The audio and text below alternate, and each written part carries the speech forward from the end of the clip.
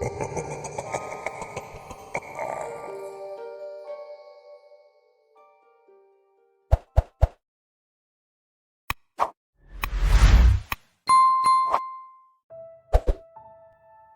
had worked at the Bittaker Manor for about 5 years. A lot of people in town circulated rumors about the manor, about the massacre that happened there, and, of course, the hauntings. A couple of local historians from my town asked me to write down my experiences and talk about what it's like to work at the manor. As a full-time butler and cook, I certainly got to know the corridors and rooms well, though even I never discovered all the secret passageways in that old building. From the front, the manor looked imposing. Thin Victorian turrets with windows spiraling up towered over the ancient evergreen forest surrounding the walls. The front of the manor had the cast of a skeletal face with 2 large, circular windows that looked like staring eyes and many massive round white pillars on the front porch that looked like teeth.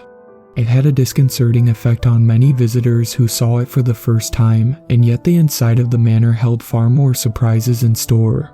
The Bittaker family had passed it down from generation to generation for over 200 years, and they had grown increasingly bizarre and reclusive over time. I worked directly for the patriarch of the family, Alexander Bittaker, who often had delusions about microphones being planted in the trees and bushes and who constantly talked about secret tunnels running under the house.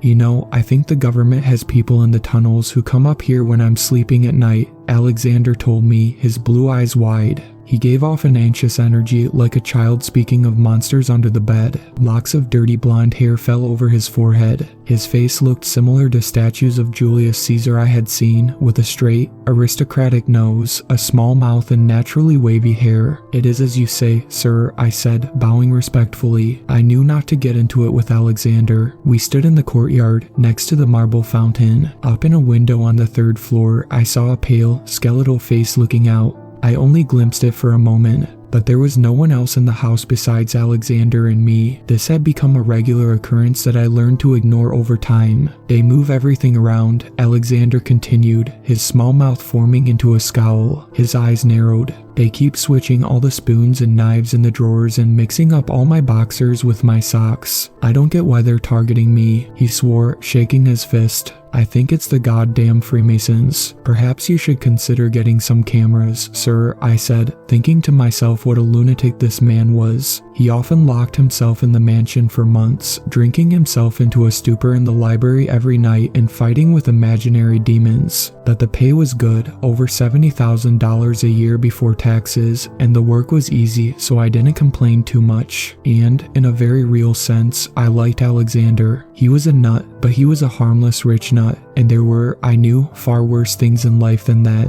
such as homelessness, unemployment, and constant gnawing hunger. I had experienced them enough times before growing up to know, but there was something about the house. Alexander was absolutely right about that. I don't know if they rearranged the silverware or not, but I would catch glimpses of pale, white faces out of the corner of my eye on a regular basis. Sometimes they would be peeking around the corner of a hallway or peering out of a dark room. They always seemed to be grinning, showing off their black eyes and bone-white skin, and whenever I turned to look, they had always vanished. At times, I wondered whether I was also losing my mind, just like poor Alexander. Maybe the house had some black mold that slowly drove everyone living and working there insane. Maybe it had lead and mercury in the water, and we were just becoming mad as haters from an easily explainable, scientific cause. Perhaps there was nothing supernatural about the Bittaker Manor at all. I did suffer many other things than the hallucinations. If that's what they were, I would have trouble sleeping, sometimes staying awake, for 3 or 4 days at a stretch.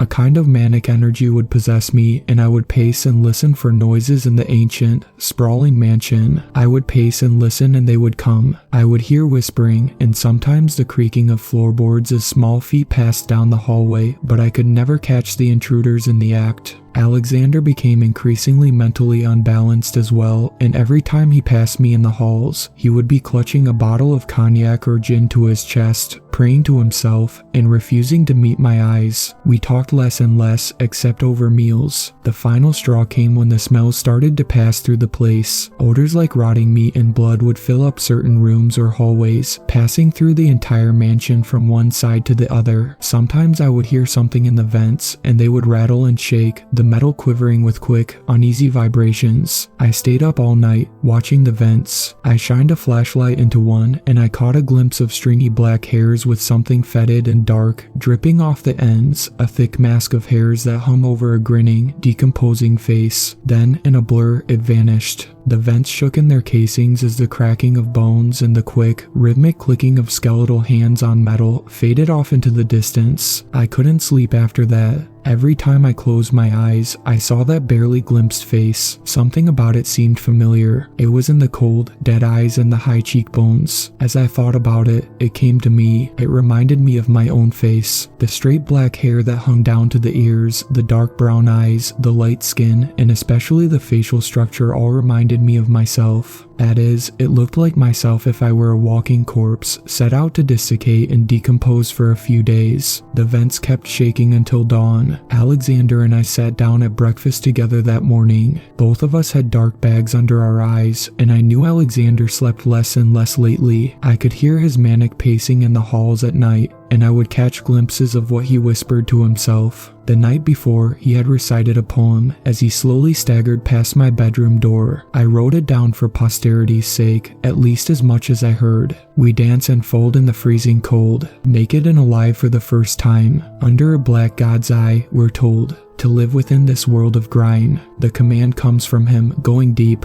to cut their throats while they're asleep. The dust gathers, black clouds high above. It's the one we're under the thumb of. The tall, skeletal face, regal and great. The god of the meadows who decides our fate. The dust blows like ashes from a crematorium. The servants gather in the ancient praetorium. The meadow's silver streams are filled with mercury. They dance and cut their throats. Under a black god's thumb. That great one, the ancient torturer, the bone man and king. Its power now in full swing. Over breakfast, we talked about the news and the stock market for a few minutes. A bit of normalcy in a reality that felt more and more like a madhouse. The smell of Boston blew in through the open windows, carried on the wind for miles.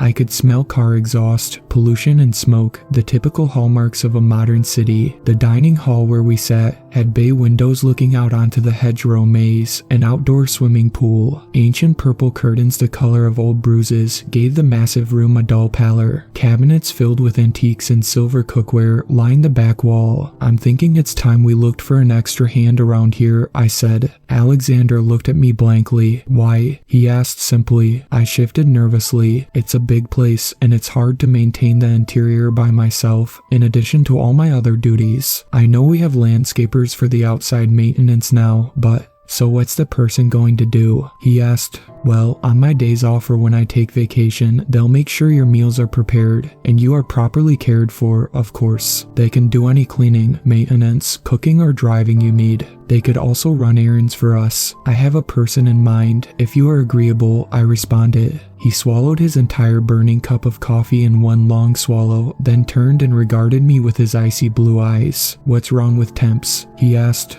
That's what we have always done before when you had vacations or anything. Whenever we need help, we just hire a temp, and then when we don't need them, we get rid of them. I think training a rotating line of new people is somewhat unnecessary and time-consuming, I said. It probably costs us more money in the long term. Plus my sister is looking for a job, and... Your sister? He asked, sitting straight up in his chair. Oh, you should have just led with that. Of course she can work here as long as she doesn't have any violent felonies or anything. I don't want anyone dangerous in this house. I almost laughed at that. The house itself contained more danger than any one person could ever bring in. Obviously she's not a felon or a serial killer or anything, at least that I know of. I paused for a long moment after this, and he laughed, a small, chortling sound that reminded me of Santa. But yeah, she's had a real rough patch. Her baby, a little boy, died from SIDS a few months ago. They found him in the crib, and then her husband left her. I said. Alexander rose from his chair. Okay, bring her down. I'll meet her and we'll go from there. He turned to leave, but he gave me a quick backwards glance. She's not a Freemason or anything, right?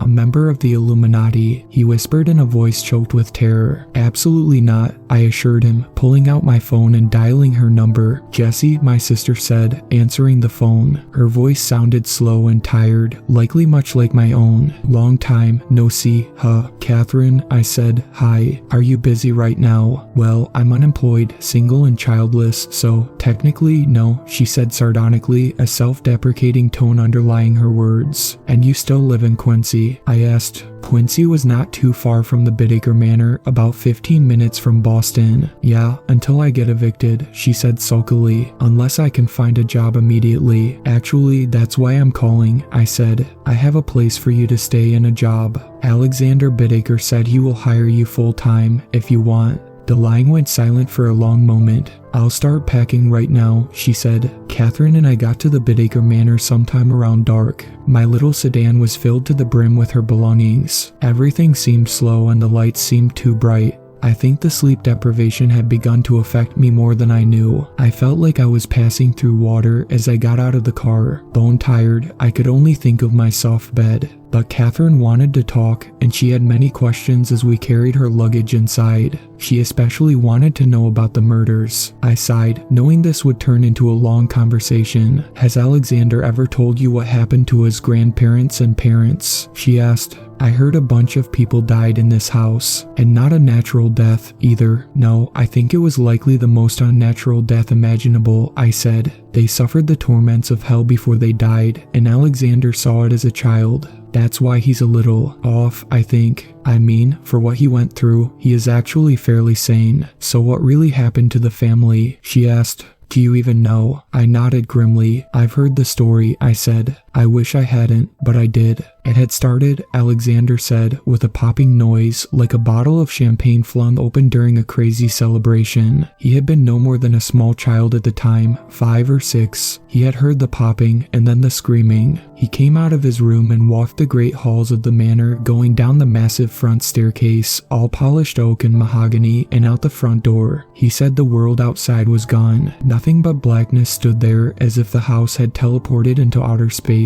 Stretching out in front of him, he saw an empty eternity that seemed to surround and eat reality itself. A void that seemed to have an insane, reptilian presence all of its own. He felt as if millions of invisible eyes swarmed around him, looking out from the blackness. He ran back to the house in terror, and that was when the nightmare truly began. His grandmother ran out of the dining room, covered in blood and gasping. Deep slices ran down her back and neck, and she tried to keep the spurting wound on her neck from bleeding her dry with sustained pressure. She kept her small, aristocratic hand pressed hard against it, but the blood ran through her fingers like water through a sieve, soaking her and the floor in a waterfall of crimson. His grandfather ran out with a dripping butcher's knife in one hand, his eyes wide and gleaming with a fanatical lust. His old body sprinted forwards, now as fast and sleek as the hounds of hell. He laughed as he went, and the boy could tell his grandfather was not himself, that the man he knew was gone, replaced by something incomprehensible. Only a core of bloodlust and lunacy remained, working through the body like a ventriloquist controlling a puppet. You bitch, he screamed in a trembling voice. I know what you did. You'll pay for this. Please, Jack, stop.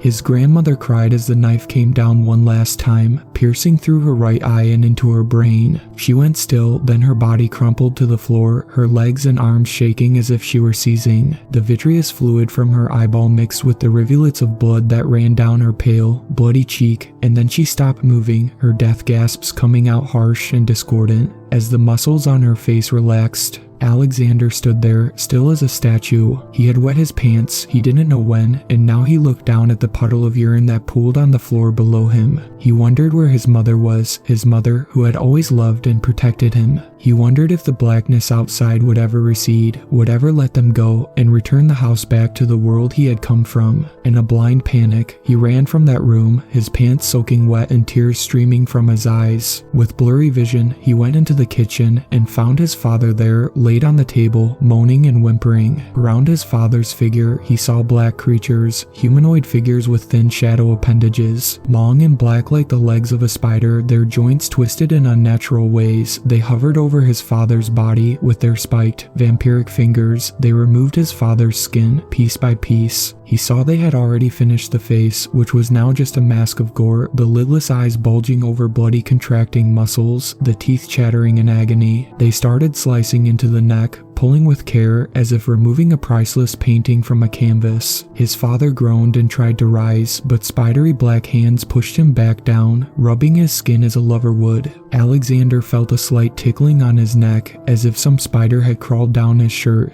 He spun around, seeing more of those black, hovering figures looming over him. They looked down with featureless faces, masks that seemed to be the essence of the void itself. They each hissed, speaking to each other in some snake-like language. The cumulative effect was like a den of vipers, and the hissing became all he could hear. His grandfather ran into the room. Black shadow creatures flitted around him, nearly matching his every movement, but always lagging or jumping forward slightly. With frantic, lunatic eyes, his grandfather screamed. It sounded inhuman, like the death cry of some exotic predator. As he screamed, the black shadow creatures writhed and slithered out of his body. After a few seconds, he slumped, looking fully his own again. He raised his head, staring at Alexander with bloodshot, horror-stricken eyes. "Was it a dream, do you think?" he asked in a quavering old man's voice. "Do you think it was all just a dream, Alexander, my good boy, my sweet boy?" His grandfather turned his head, looking back towards the dining room hallway. He saw his wife's mutilated body sprawled on the ground, a pool of blood spreading out with grasping, liquid fingers all around her. "Oh God," his grandfather said, turning his eyes upwards to the ceiling. "Oh God, forgive me." He raised a knife to his throat.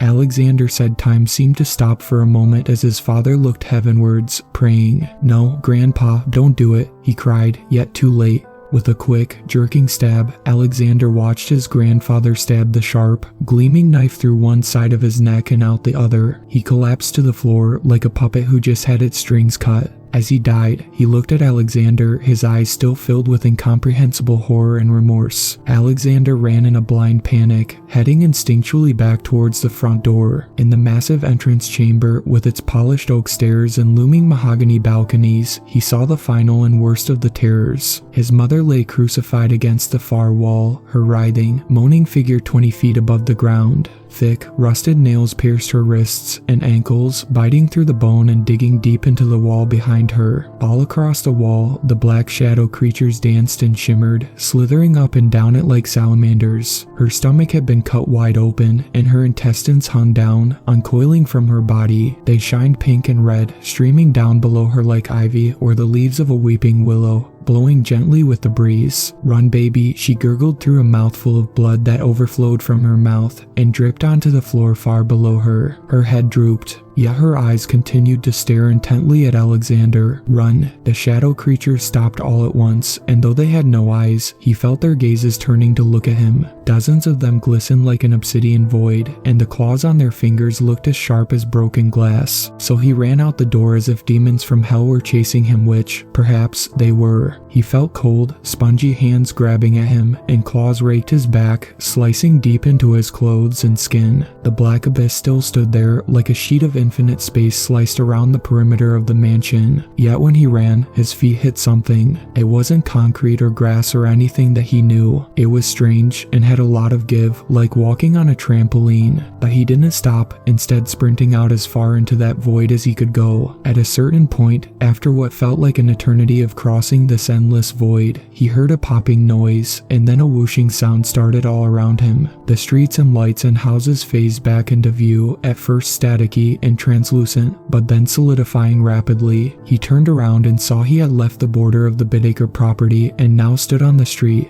It was the moment he had crossed over when the world had started to return, and as a little boy, crying and traumatized and covered in urine, he went to the neighbor's house and shrieked until the police arrived, and discovered the gruesome truth of Bittaker Manor firsthand. "Oh my God," my sister said, horrified by the story. "First of all, there's no way any of that's true. Second of all, even if it was true, why would he still live there?" "Well, that's the story he told me, and he never changes an iota of it," I said. "Usually liars tend to embellish stories over time. I mean, obviously, it sounds crazy, but you haven't lived in that house." "I have. It's not normal. Something inside of it is alive or aware in some way. And I asked him the same question you did. Why would anyone still live in that house after what he had been through? But you know what Alexander said, and I think I understand. He said he can't leave. He said he tried, but whenever he did, the place he lived would immediately have some sort of issue. He bought a mansion in Connecticut, and it burned down after a week. He bought one in Florida, and it got caught in a sinkhole. Imagine the chances of that. Anyways, he says the house reaches out to him when he tries to leave, and I think he's right. He says the fires and sinkholes aren't just bad luck, but the black shadow creatures swarming him every time he tries to leave. They create bad luck and death somehow, and whenever he tries to leave, things began to go horribly wrong. He ended up in a mental institution for 3 months last time, and he has lived here ever since. He says that even though this place is nightmarish and haunted, it somehow gives him energy and clarity when he's inside. He said that the voices are a lot quieter in here than when he's outside. We turned onto the private road leading to Bittaker Manor, winding through acres of wooded fields. The trees around the manor always seemed to look strange to me, like claws reaching up into the sky. Many of them were dead and leafless, even in the hot summer months, and animals didn't seem to do well around here. We would find the corpses of coyotes and even bobcats scattered around the bare trees, or entangled in the thick brush off the side of the road on a regular basis. I pulled the car into the front of the house, parking in front of a statue of the Archangel Michael, wielding a sword, his wings unfurled behind him as he stood as straight and proud as a soldier. Catherine immediately got out, grabbing some of her suitcases. "I'm exhausted," she said. "I'm going to bed. Can you show me where I'll be staying?" I pointed to an empty doghouse in the backyard, barely visible from the glow streaming from the windows of the manor. She laughed. "Sure, you first." I got out, a sudden burst of energy coming over me as I felt the cool autumn breeze blowing over my skin. I looked up at the house, and from the top floor, I saw faces peering out of every single window. "Do you see?" I asked Catherine, pointing, but by the time she had turned her head, the silhouettes had disappeared from the windows. "What?" she asked, confused. "The house. Yeah, it's pretty cool looking, you're right. I like all the statues and turrets, and the Victorian windows. This was built back when they made houses to last." "Yeah, and they also filled them with asbestos and lead paint probably," I said. "Well, you gotta cut costs somewhere," she said, grinning, and I laughed. Yet the faces I had seen in the windows still gave me a creeping sensation, like ice dripping down my spine. I remembered how the vents had shook, and how I had seen that face, my own face rotten and grinning through the metal slats. I showed Catherine to her room. She gave an exclamation of wonder at the beauty of the front chamber as we strode up the sweeping, polished stairs. "They're so wide you could drive 3 cars down them. It's like the size of a highway," she exclaimed. She looked at the ornately carved banisters and balconies overhead. In some places, huge gargoyles with twisted faces looked down, their bodies fused into the house itself. Out of large, carved pieces of mahogany, artisans had carved the gargoyles scattered throughout the house, their bodies muscular and reptilian with each individual scale hewn into their hides by hand.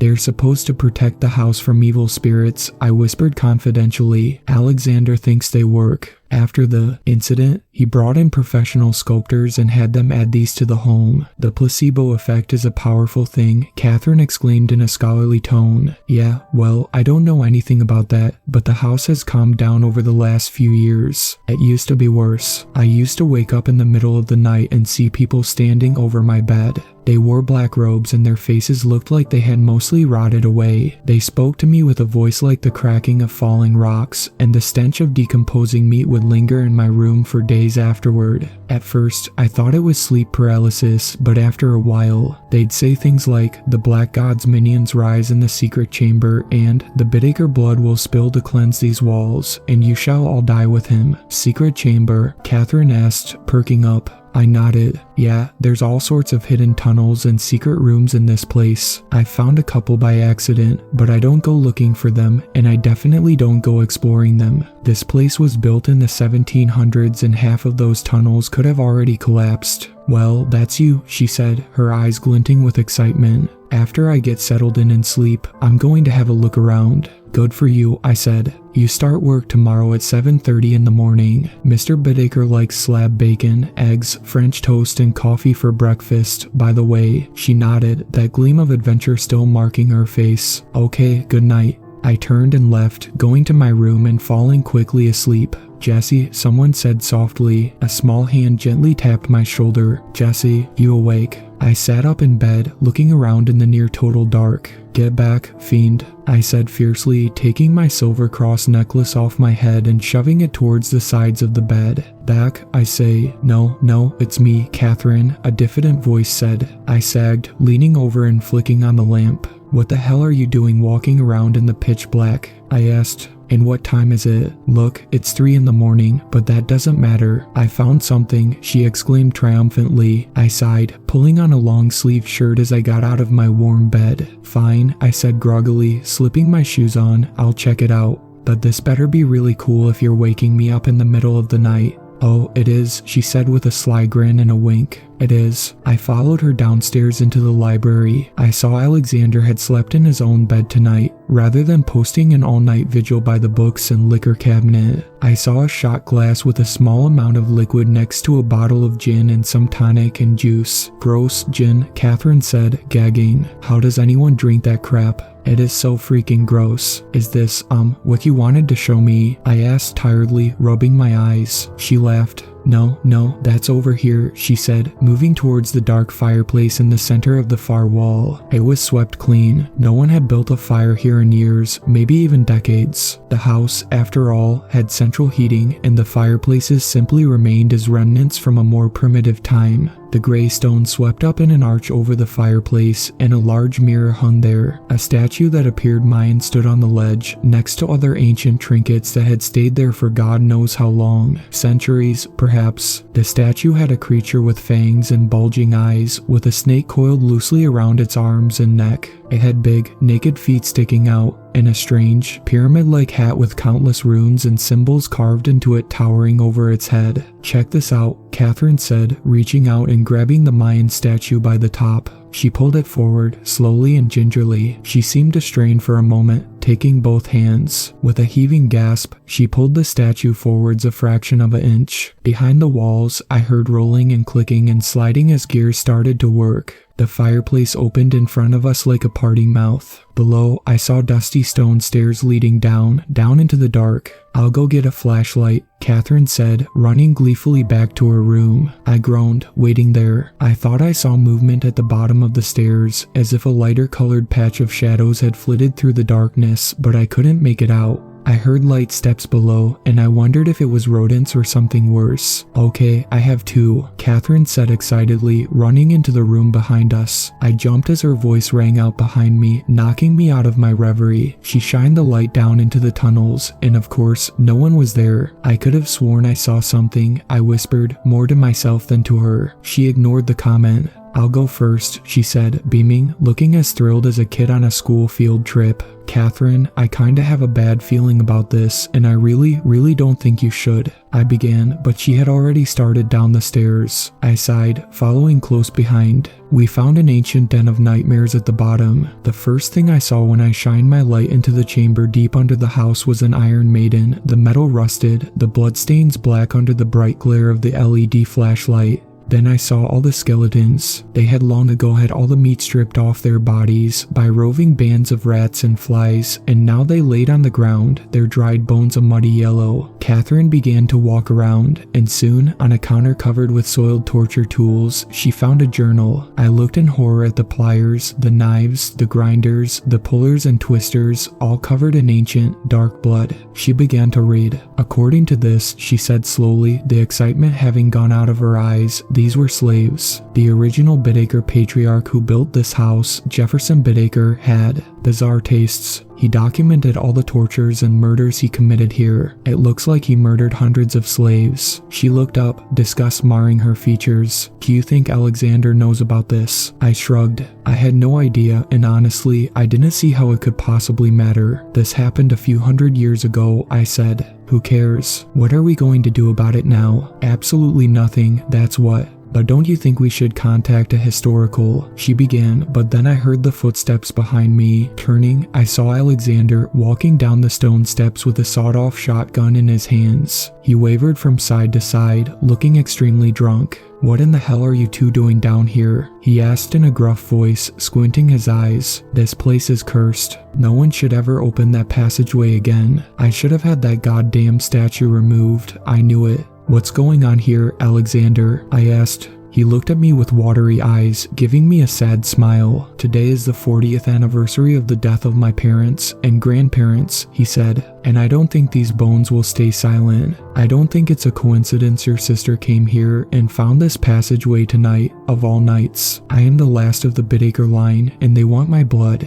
They won't ever let me rest until they have it, but I'm not going down without a fight." Without warning, he pointed the sawed-off shotgun at the grinning skull of a skeleton laying next to him. The gunshot went off like a cry from God. The shotgun bucked in his hands as he whooped, blowing shards of bone and clods of dirt all over the cold stone chamber. As if in response to the indignity, black streamers began to run down the walls, coiling like snakes as they spread across the ground and began to move towards the prone skeletons scattered all over the floor. I saw dark, cloudy smoke swirling around the leg bones and arm bones, moving to fill in the chest cavity and wrapping around the jaw and spine like a boa constrictor killing an animal. They formed a covering of spongy, dark flesh, and the bodies began to move. Dozens of skeletons, now turned pure black from the writhing and curling of the tendrils, raised their heads and stared at me. That was when I knew the source of the black shadow creatures Alexander had seen. "Oh God, it's starting again," Alexander said as the bodies began to rise, the shadows covering their bones. They looked like black silhouettes now, the void that moved through their bodies animating them with a jerky, skittering quality. With haunted eyes, he turned to look at us. "Run." We didn't look back.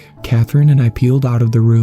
I heard Alexander at our heels, breathing hard. He nearly stumbled as we made it out of the fireplace. He turned to try to shut the tunnel, moving his hand towards the Mayan statue, but two shadowy figures ran out and knocked him hard to the ground. He kept his grip on the shotgun, raising it from a prone position and shooting both in the heads. Bone splinters rained down on the wall behind them as the shadowy auras flickered and then dissipated, the smoke turning invisible in the moving air within seconds. Two half-destroyed skeletons fell limply to the floor. Catherine and I each grabbed Alexander under a shoulder, heaving him up as more creatures ran through the opening. We sprinted away, heading towards the library and shutting and locking the door behind us. Alexander immediately went to the liquor cabinet, pulling out bottle after bottle of expensive liquor. "This is no time to start drinking," I said, shocked, but then he began to smash each bottle on the ground, covering the floor with shattered glass and the fumes of whiskey, vodka, gin, tequila, and all other manner of booze. "You guys better get out of here," he said in a hopeless, dead voice, pulling a lighter out of his pocket. I saw what he meant to do at the last second. "No," I cried as he knelt down and ignited the alcohol. A blue flame spread across the floor, a sucking, gasping noise following as it rose from one side of the room to the other. I pulled Catherine by her arm, leading her out the servant's door and towards the kitchen. "We have to get out and call for help," I said.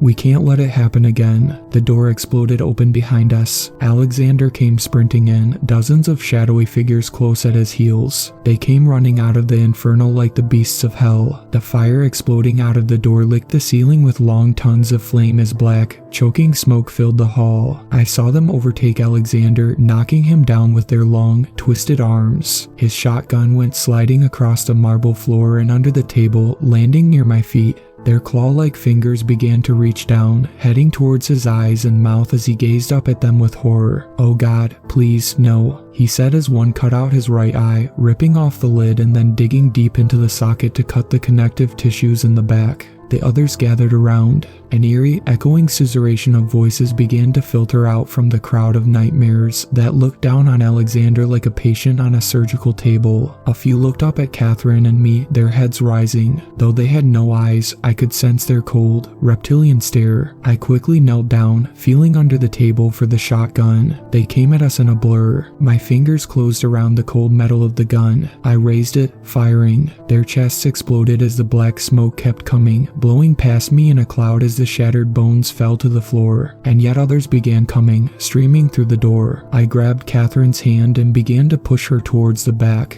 I felt cold claws ripping across my back. A torrent of blood began to stream down and soak my shirt. I spun and began firing, seeing more black clouds evaporate as skeletons fell to the ground. Catherine and I reached the back door. I saw an endless abyss stretching outside, as starless and dead as a black hole. But I remember the story Alexander had told me. Don't stop, I cried. She closed her eyes and quickly stepped from the threshold out onto the spongy void beyond. Her feet seemed to sink slightly into the ground, as if she were walking on foam. I followed. As we traveled further away from the Bittaker Manor, I looked back to see flames licking the Victorian turrets and white, skeletal faces peering out of every window. We kept walking and suddenly, with a popping sound, the street and houses whooshed back into existence. We looked around, the silence seeming overwhelming after the chaos and bloodshed of the last few minutes. As we waited for ambulances and fire trucks to arrive, after going to the neighbor's house and calling 911, I stood there watching the manor where I had worked for so many years. It had seemed like home at times, but like many things, it had dark secrets deep in the bowels of its soul. The moonlight streamed down from above. Clouds passed overhead, dark gray like the face of a corpse. And though I couldn't tell for sure, I would have sworn I saw black, twisting shapes rising up into the stars above.